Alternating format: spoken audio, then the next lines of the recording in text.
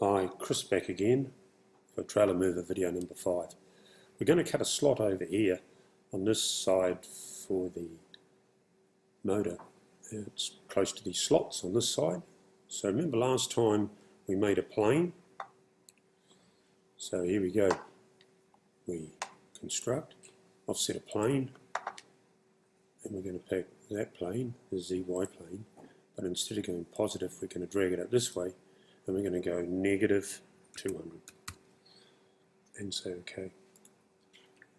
And if I orbit that around, you'll see that plane there. Now you can resize planes by hovering over the corner of the plane and picking and dragging it, but you don't actually need to, but for some of us it's alright. So here we go, let's create a sketch, and because we've got that plane highlighted, we'll do a rectangle, and we'll actually pick on that plane, and we're going to put a little rectangle in there, and the rectangle is going to be, I don't know, that big. It doesn't matter, because when we can go to dimensions, and when we pick on there and drag it up and pick, we can make that say 30. No, let's go 40, because we always make it small. And then right hand click, pick on repeat dimension, pick on there, drag it out, and we'll make that, I don't know, say 30, and hit enter.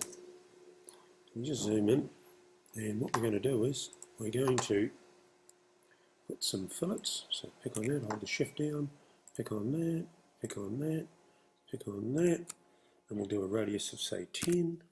Just helps later on when we're cutting out with a plasma, makes it a little bit easier.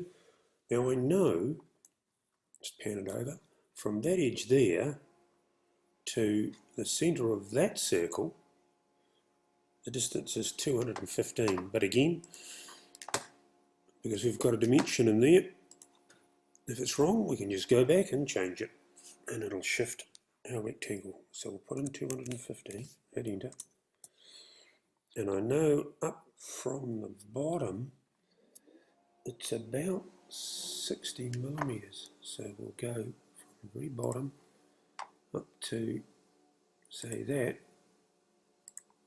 about 60 mil. But again, because it's dimension driven, we can change those dimensions. Let's just do one. Escape, double click on 60. If we make that say 80, watch what happens. It's a bit high. Double click on that, make it 60. Put the motor in a base and measure it up, because we're creating a little bit of clearance because the engine is very close to the side. Just go to isometric so you can see, orbit it around from that side, escape, and we'll go modify, press pull, we'll be inside that, and we'll drag it. As soon as it goes through something, see it turns red, but I always like to, where it says extent there, hit the little downer and go to object, and orbit it around, because later on if we ever change anything, as long as it goes to that face and it's a cut, then you can change the measurement and it'll always cut it through. So that looks pretty good. Let's have a look at that. Oh, that looks good. So what I want to do is try flattening this. So we'll go back to sheet metal, and in sheet metal there's a neat thing under modify called unfold.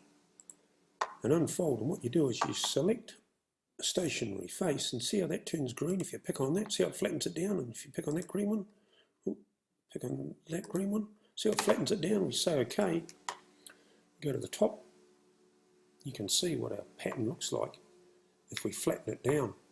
Now if you go to refold faces, it just folds it back up, and that's pretty good. Now there's another thing in here you can do, and that's called create a flat pattern. And if I orbit and I need to pick a stationary face, I'll go to the bottom as a stationary face and say OK. What that does is flattens the whole thing flat, and then you can export it. So I'll export it, and I always click on this convert splines to polylines and say OK. And then you can save it as, I'll do it as base try 2, and I normally have a folder in which I'll put my DXFs in, and I'll say save, And now that's saved that out, and that's what we use to work on the plasma. We can just exit the flat pattern. Oh man, it looks good, doesn't it? But remember, you put the flat pattern in there, so at any time you can go back and have a look at it again. And this is looking pretty good. Next we'll have to do the ends.